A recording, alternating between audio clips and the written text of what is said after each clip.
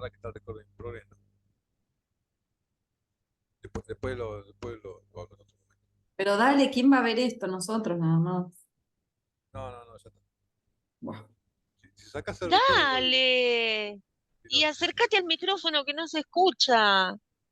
profesora, después no sé, te lo mando, pero no quiero spoilear o sea, una cosa es spoilear normalmente, otra cosa es que el spoileo quede grabado, ese es un tema. Entonces, si el Pero no le spoileo, importa a nadie. a mí, a mí sí, bueno, después te lo paso por, Bueno, dale, dale.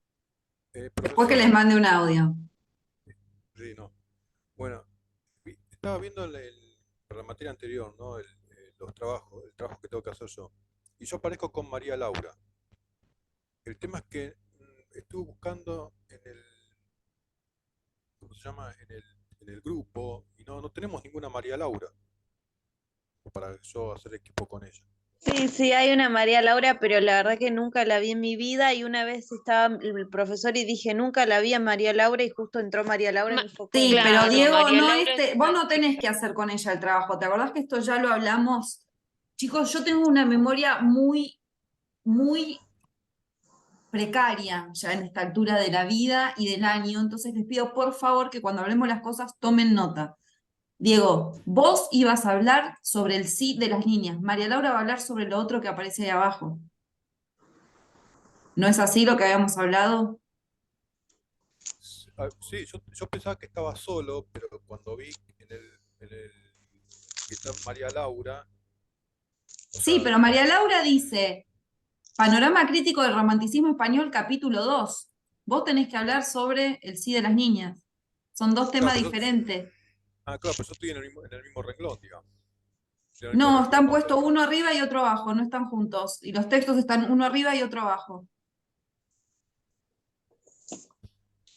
Por ahora, yo eso. estoy Además ya lo habíamos dicho verbalmente. Vos tenés que hablar, no tenés que hablar sobre el romanticismo español, vos tenés que hablar sobre el sí de las niñas, que es clasicismo. O sea, dos temas totalmente diferentes, ¿no? Como vas a tener que hablar de dos temas, ¿no? Vos claro, no, enfocate pero en lo como tuyo. hoy Anto y Lucas hicieron una exposición los dos juntos, por eso yo pensé, como me apareció María No, Laura eso ahí, lo habíamos hablado con ellos. No, no, no. no, nosotros solos hicimos juntos, el resto Sí. no puede. Y además de hecho, ellos tenían también dos textos. Estaba la parte teórica y estructural y estaba la obra literaria en sí. Ellos decidieron hacerlo juntos, pero podían, si no, hacer uno cada cosa. está bien, listo. Yo no tengo contacto con María Laura, así que bueno, por una No, parte no, y no es no me, no me- necesario no que me lo tengas, afecta, porque no me afecta en no, nada, para nada, para nada. pero claro, quería saber Bien. eso. Y encima, bueno, listo. Entonces estamos. Em, Lucas, que se fue a la calle para tener señal, está ahí pasando frío. Sí, parezco un mendigo, en cualquier momento me tiran una moneda. ¿Estás en la calle, efectivamente? Estoy en la calle, sí, Bueno, estoy en la está calle. bien. Pero bueno, nada. Bien. Pero un mendigo que puede hablar con solvencia de literatura barroca. No sé si es garpa, si te van a tirar más plata por eso o no, pero al menos es pintoresco. Y toca el piano. Y toca el piano también. Ahí sí te van a pagar más si tocaras el piano. Ahí sí. Bien. Bueno, vamos a empezar. Vamos a empezar con la clase de hoy, que esta la iba a exponer yo. Todos los que estamos acá presentes ya expusieron para esta materia o ya tienen asignada una fecha, ¿verdad? Porque después me empiezan a caer los paracaidistas y me desespero, pero no, estamos todos bien, ¿no? Acá. Sí. Excelente, Sí, profe. Sí. excelente. Bueno, yo entonces para hoy habíamos dicho que íbamos a leer un capítulo de Chartier, de historia del libro de Historia de la Lectura, que era lecturas y lectores populares desde el Renacimiento hasta la época clásica, ¿sí?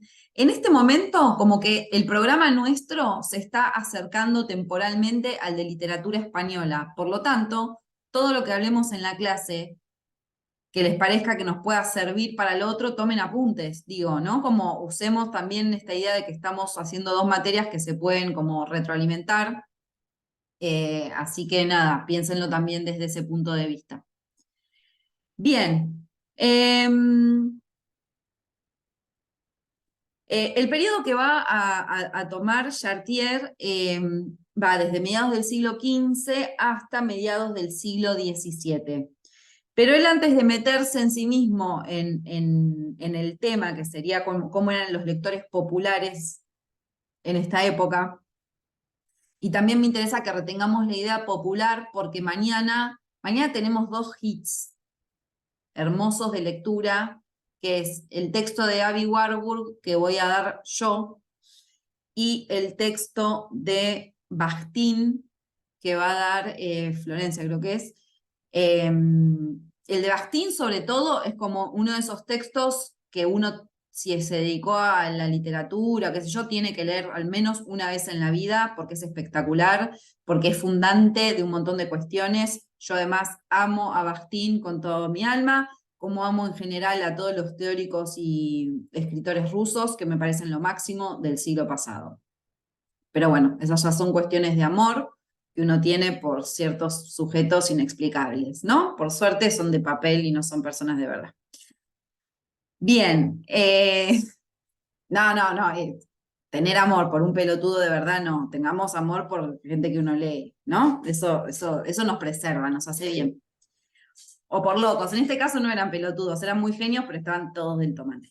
Yo Bien, tengo amor por el que está en pantalla, así que no digo nada. Ahora Luismi no está en pantalla. Bueno, este es otro hombre complicado, ¿no? Fíjate, está bien tenerlo lejos.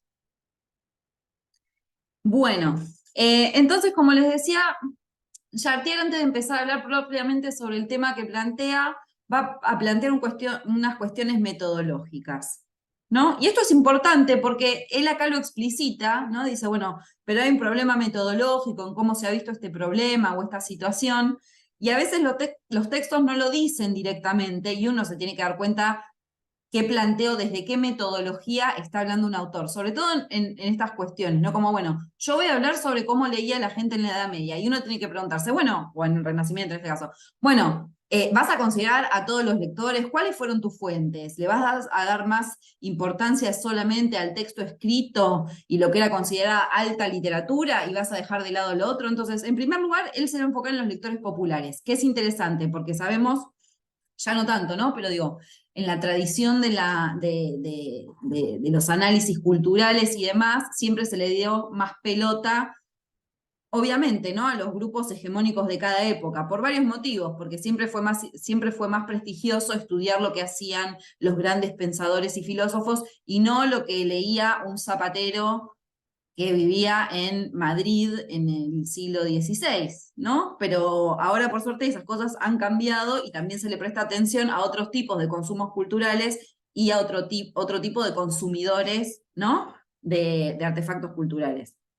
Entonces dice, bueno, él pone por un ejemplo que dice que antes se decía que las novelas de caballerías eran consumidas por nobles, pero que después, con más investigaciones, se supo que también eran consumidas por gente de lo que sería la clase popular, como labradores, artesanos, mercaderes y demás, ¿no? Y lo que dice, que me parece muy interesante para que pensemos cómo alguien investiga, por si ustedes en algún momento se dedican a la investigación, es que toda esta información de lo que leían los mercaderes, los labradores, los artesanos, obviamente no es tan fácil tener fuentes de eso, porque era gente que vivía con la guita justa, que no han dejado, ¿no?, como testimonios escritos o de alguna manera, y nunca nadie se calentó en ver qué era lo que hacían. Esto salió en los interrogatorios de la Inquisición, ¿no? Porque cuando los inquisidores agarraban a las personas y los interrogaban, ya sabemos, con torturas y qué sé yo, una de las cuestiones que les preguntaban era qué leían, como para ver si por ahí los podían enganchar, si estaban haciendo lecturas que no eran de acuerdo al dogma religioso, ¿no? Entonces, bueno, la Inquisición sirvió para eso, aunque sea mínimamente, para que nos enteramos de qué leían las clases populares en esa época.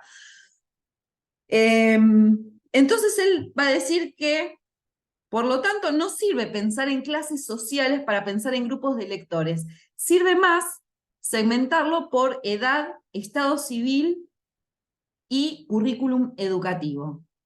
Porque si uno distingue a los lectores por clases sociales, hay matices y cuestiones que se pierden, y que es más interesante poner o hacer atravesar a la población de ese momento por otras directrices como son estas que les acabo de nombrar.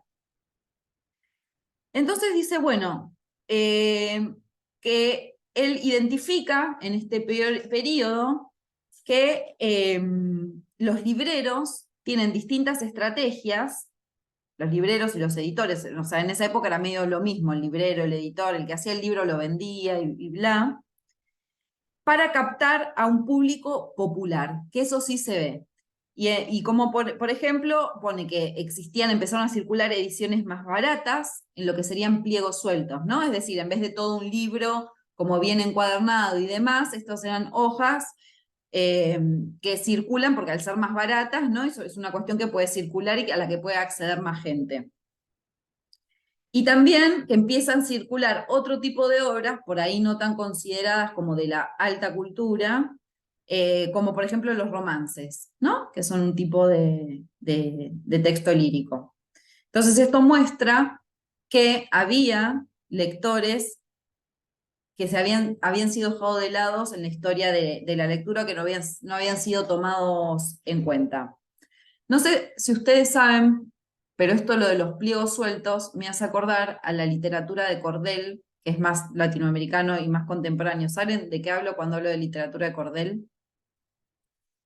Se daba en Brasil, y era también para gente que no tenía mucho dinero, existían unos puestos donde ponían sogas como las sogas para colgar la ropa, y había todas impresiones hechas tipo con fotocopiadora, así nomás, de cuentos, de poemas, de cositas breves, y las enganchaban como con broches de la ropa y estaban ahí colgadas, y la gente iba y lo compraba por casi nada de guita, y esa era una forma de circulación, ¿no? Entonces, como para que pensemos cuestiones, ahí está la literatura de Cordel.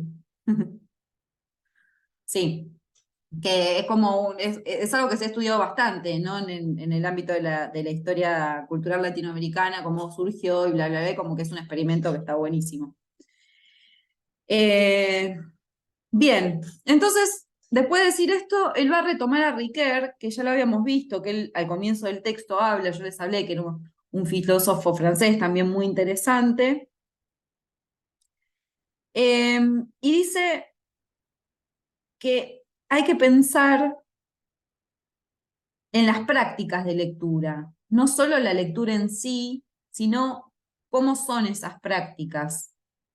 Pensemos, nosotros que vamos a hacer hoy ya somos profesores de lengua y literatura, saben que ahora la materia se llama también prácticas del lenguaje, ¿no? Sí, sí. Ese nombre que pasó de ser lengua y literatura, bla, bla, es ahora prácticas del lenguaje, y tiene un poco que ver con esta mirada, ¿no? Con la idea de que hay un objeto ahí de estudio o del saber, pero que lo importante, al menos en el nivel de la enseñanza, tiene que ver con qué práctica se hace con ello, ¿no? ¿Con qué tiene que ver o sea, si es decir lengua o decir prácticas del lenguaje, lo que uno está haciendo es poner el foco efectivamente en los alumnos y no tanto en el objeto de estudio en sí mismo, ¿no? Como que el objeto de estudio está ahí, es eso, es el lenguaje o la lengua. Pero si uno dice prácticas del lenguaje, lo que uno está pensando es de qué manera los estudiantes acceden a ese conocimiento. Y también pensarlo no solamente desde una cuestión teórica, ¿no? Saber decirme qué es un objeto directo, sino poder pensar relaciones gramaticales, ver cómo eso puede mejorar la forma de la escritura, etcétera, etcétera. Bueno, esto fue un pequeño coso, pero porque somos profesores. Entonces él habla de la lectura como el acto mediante el cual un texto conlleva sentido y adquiere eficacia, ¿no?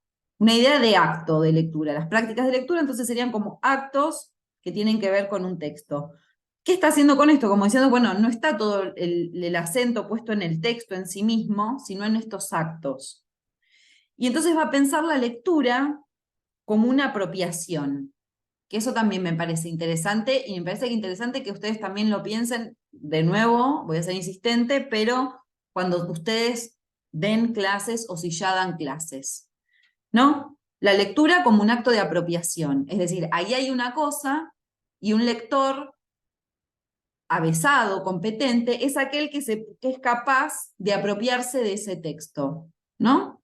Y las formas de apropiación pueden ser todas muy diferentes, o sea, salir del típico, bueno, hacemos un coso de preguntas, un cuestionario sobre el texto, no sé qué apropiación hay ahí, ¿no? Puede haber apropiación quizás cuando uno le pide que continúe una historia a un chico y escriba un cuento o un capítulo de un libro, digo, ¿no? Esas también son formas válidas de pensar la apropiación de la lectura. Y él dice que, bueno, que la apropiación entonces sería la actualización de las propiedades semánticas del texto. Los textos están ahí y cada lector, lo que sería esto es, cada lector que agarra un texto no necesariamente va a leer lo mismo en ese texto, ¿no? Eso lo sabemos. Lo practicamos, hoy lo practicamos, por ejemplo, en la clase anterior. Yo leí ciertas cosas, ustedes leyeron otras y el texto era el mismo y las lecturas eran todas igualmente válidas. ¿Por qué es eso? Porque la idea de actualización tiene que ver con eso, con que hay un objeto y que ese objeto frente a cada lectura o mirada que se posa sobre él se actualiza de una forma diferente. ¿Sí? Bien. Entonces va a decir en relación a esto de la lectura como apropiación también que lo que hay que pensar es que la interpretación de un texto que hace cualquier lector lleva a cabo la comprensión en sí y la construcción de la realidad, ¿sí? Las dos cosas. Cuando uno lee un texto, comprende el texto, pero también hace una comprensión en sí misma y un constructo de realidad. Esto es sencillo, lo podemos pensar en relación como, bueno, los distintos, para hacerlo más grosero, distintos lectores de distintas épocas leen distintas cosas en los mismos textos, ¿no? Yo creo que les había hablado una vez del ejemplo de Echeverría, ¿no? Que en su época de publicación, La cautiva, ese poema lírico, ahora lo leemos y nos resulta insoportable y pesado, y era lo que él, como sus públicos en ese momento, más admiraba, y que el Matadero ni lo publicó, porque dijo, esto es un jueguito que hice para que lean los amigos, esto es una porquería, no lo pienso publicar, y nosotros ahora lo leemos y es lo máximo de lo máximo. Y tiene que ver con esto también, ¿no?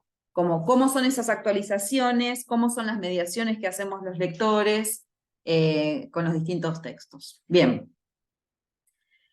Pero entonces Chartier va a decir algo, dice, a la teoría de Ricoeur le va a faltar una cosa, en realidad dos cosas, perdón, les va a faltar, y dice, por un lado, la perspectiva del texto en su materialidad, es decir, su soporte. Y eso es algo también que nos interpela mucho. Yo juro que todo esto de que estoy hablando de nosotros como docentes, cuando leí esto no lo estaba pensando, pero ahora me parece que es transparente y que soy medio boluda de no haberme dado cuenta.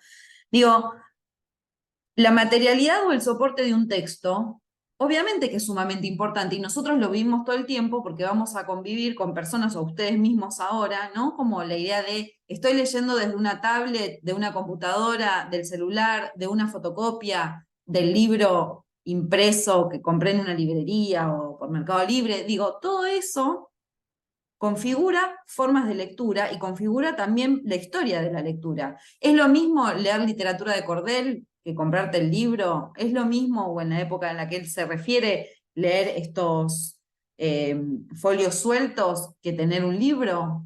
¿Eso cómo configura uno las mediaciones que es capaz de hacer o las actualizaciones que hace sobre los textos? Bien. Y en segundo lugar, lo que va a decir, que también ya con todo lo que dijimos, medio que se cae de maduro, es que hay que considerar que las prácticas de lectura no son universales, sino que son prácticas con múltiples diferenciaciones, ¿no?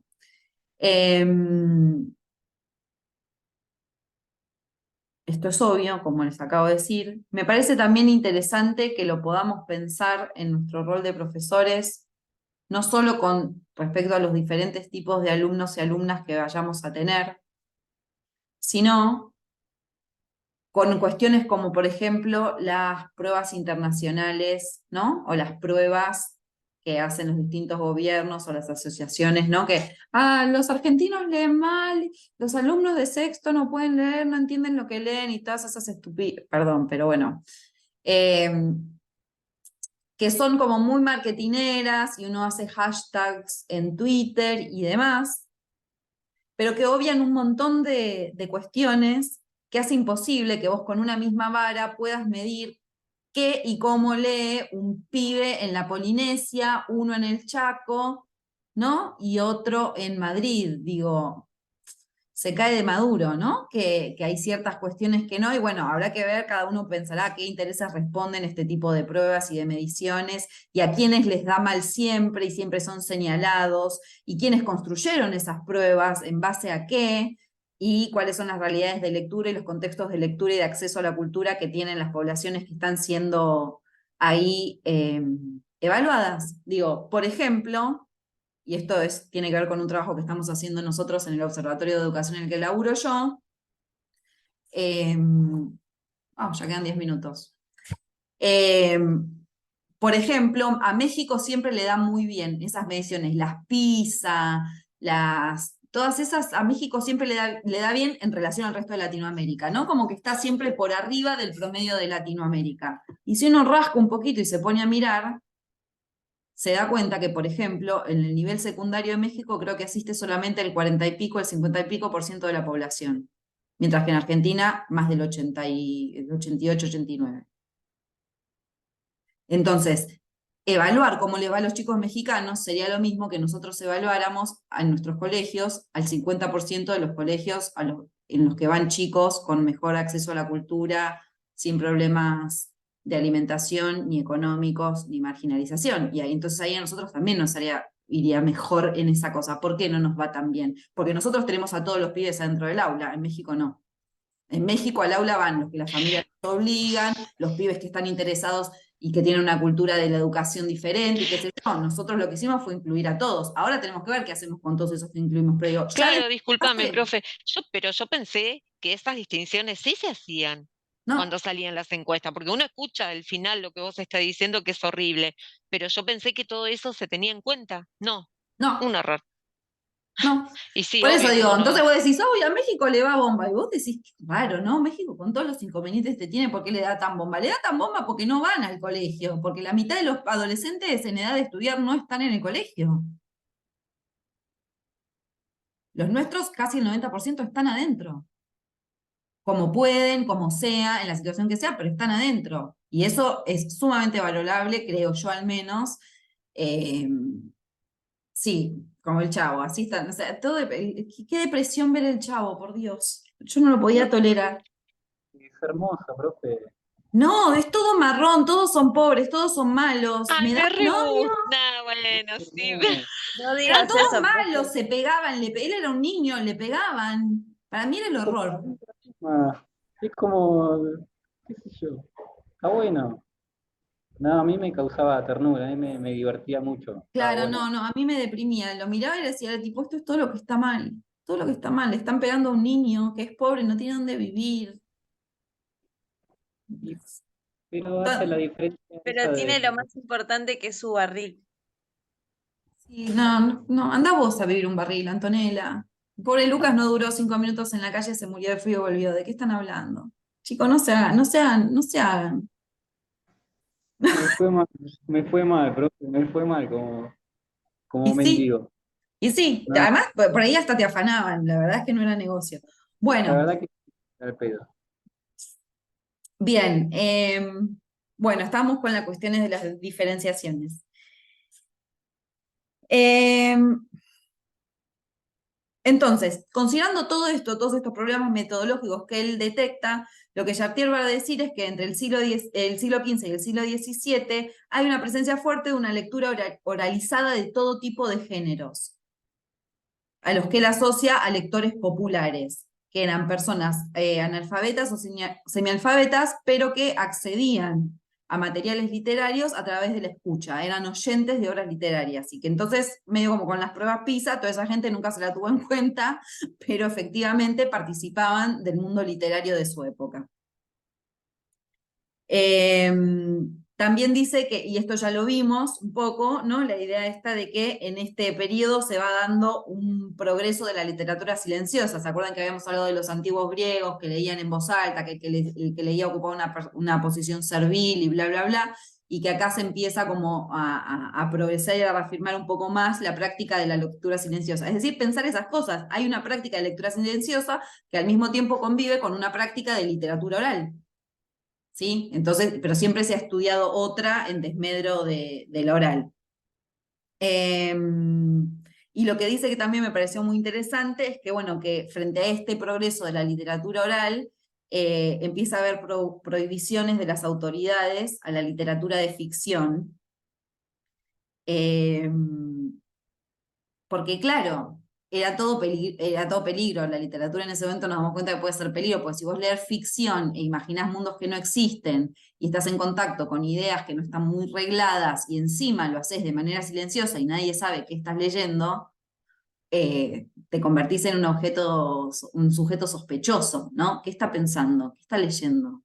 ¿Por qué lee para adentro y no en voz alta? ¿Por qué no nos comparte lo que está haciendo? Entonces todo eso empieza a ser sospechoso y yo no sabía este dato, dice, esto se genera como un temor por la práctica de la literatura silenciosa, la práctica silenciosa de la lectura, más la literatura de ficción, y en un momento hubo una prohibición de importar romances a las Indias, es decir, a América.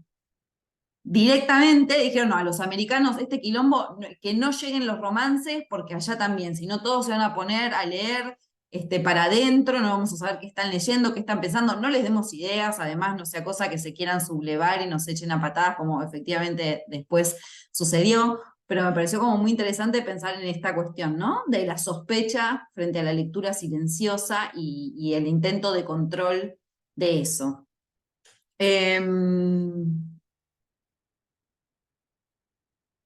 Acá puse algo que no entiendo. Ah, no, esto era de otro texto, genial. Entonces, lo que él dice es que lo que hay que prestar atención es a las fórmulas editoriales que se daban en ese momento, a las categorías de texto que circulaban y al público popular. Y que de esa manera se puede lograr armar una historia de la literatura en esta época mucho más completa y que no deje olvidos de lado que son importantes. Bien, llegué con el tiempo. Corrí. Dudas, preguntas, consultas. Quizás yo, todas esas estadísticas de acá se lee más y en la esquina se lee un 30% menos. ¿Para qué sirve? ¿Qué sentido tiene? ¿A qué estadísticas te Perdón, referís? ¿A las que hablé yo o estás hablando vos de otras? quizás estoy generalizando, pero qué sé yo, cuando hablan, ponele no sé, de pobreza o de esas cosas, a grandes rasgos, ¿qué solución dan los que dan esas estadísticas? No, no te dan ninguna. Los que dan esas, a ver, lo que hacen esas estadísticas, lo que quieren hacer es señalar la falta y decir, acá esto está funcionando y acá no.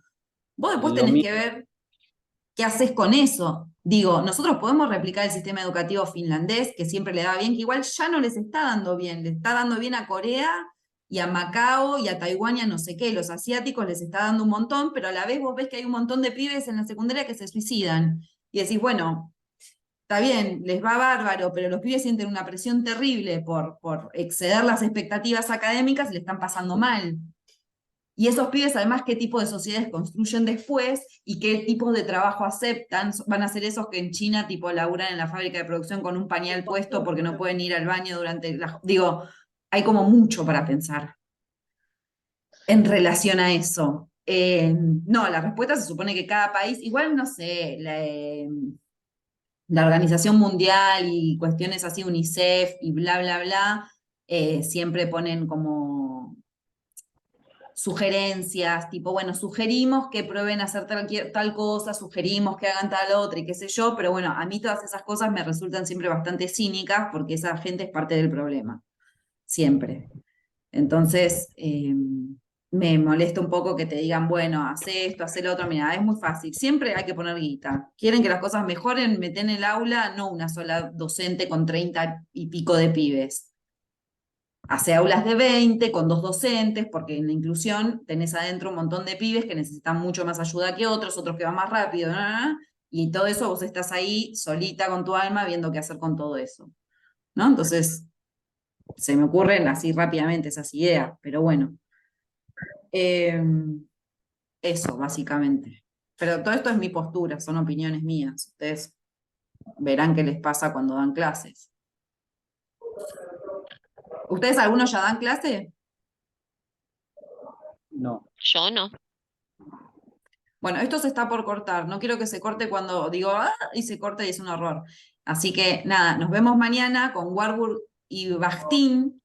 Si pueden, lean porque es espectacular. Si no pueden, no importa, pero lo van a leerles después porque es espectacular y espero transmitirles esas ganas de lectura de estos 2 textos. Bueno, nos vemos mañana. Buenas Chao. noches, Chau, chao, hasta profe. Buenas mañana. noches, gracias. Chau, profe.